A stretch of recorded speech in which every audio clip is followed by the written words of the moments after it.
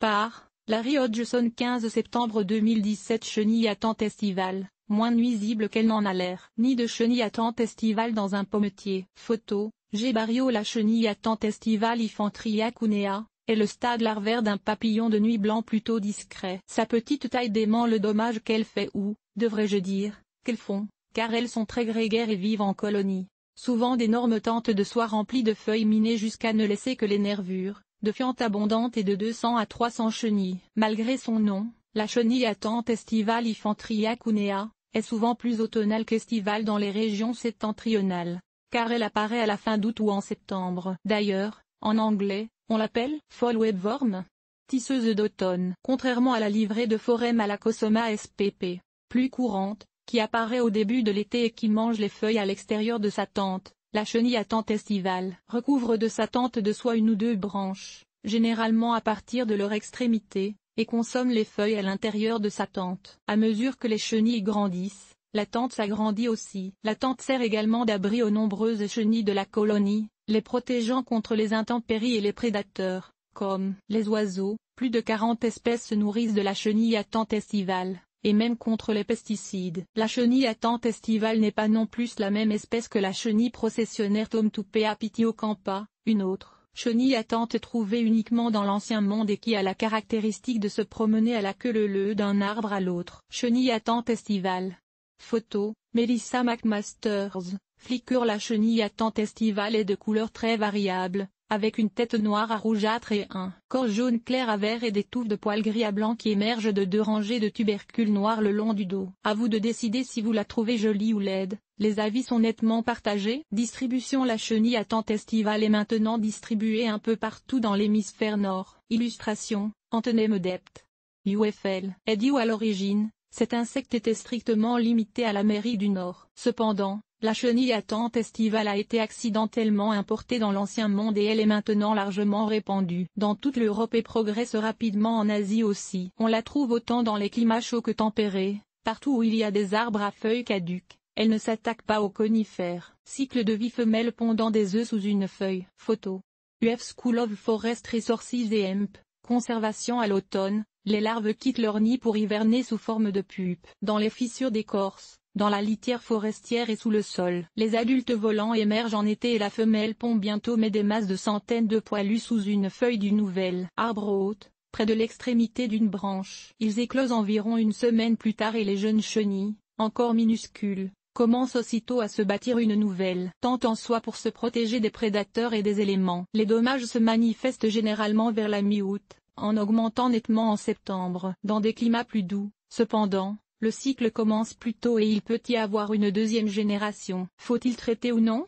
En fait, vous n'avez pas nécessairement à traiter les chenilles à tente estivale. Comme elles commencent leur cycle tard dans la saison, lorsque l'arbre hôte, presque n'importe quel arbre à feuilles caduques semble convenir, bien qu'elle semble préférer les pommetiers dans les cours urbains, a déjà emmagasiné le gros de ses réserves pour la saison suivante. Même les branches complètement défoliées ont tendance à revenir en parfait état au printemps suivant. Pourquoi alors traiter quelque chose qui ne fait aucun mal? C'est toutefois vrai que si l'infestation revient année après année, cela peut affaiblir l'arbre, mais c'est rarement le cas. En outre, les chenilles à tente estivale sont une source importante de nourriture pour plus de 40 espèces d'oiseaux et des dizaines d'insectes prédateurs aussi. Si vous les laissez tranquilles, vous contribuez en fait à nourrir la faune locale. Traitement possible: arbres sévèrement défoliés par des chenilles à tente estivale. Par contre, cet arbre sera probablement en parfait état au printemps suivant. Photo, Antonem Dept.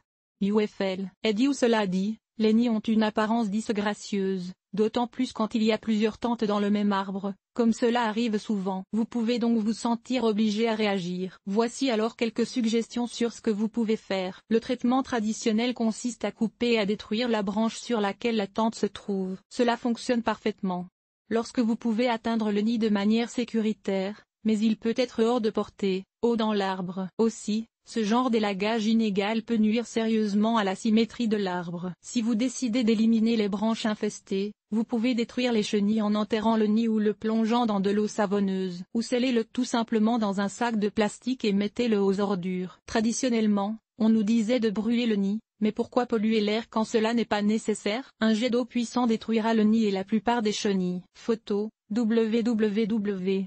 Nord-Est Comme à mon avis, une meilleure façon de les éliminer consiste plutôt à détruire le nid avec un jet d'eau à haute pression. Cela éliminera la plupart des chenilles ainsi que leur abri. Pour supprimer les chenilles restantes, pulvérisez des feuilles dans les environs avec du BTK Bacillus thuringiensis Kurstaki, un insecticide biologique. Quand elles auront mangé les feuilles, le BTK les rendra malades et elles cesseront bientôt de se nourrir pour finir par mourir. Le BTK est mortel aux chenilles, mais ne dérange pas les autres insectes. D'accord, vous pouvez également utiliser d'autres pesticides couramment offerts commercialement, comme le pyrètre, mais le BTK a l'avantage de supprimer uniquement les chenilles et de ne pas nuire aux insectes bénéfiques ni en fait à toute autre forme de vie. En outre, les chenilles traitées avec le BTK peuvent encore être consommées par les oiseaux et les insectes bénéfiques. L'ingestion de chenilles atteintes de BTK ne les rendra pas malades à leur tour, alors que cela peut être le cas si les larves ont été traitées avec d'autres insecticides. Lorsque les chenilles arrivent près de la maturité et commencent à quitter leur nid pour se promener en trop grand nombre sur votre terrain,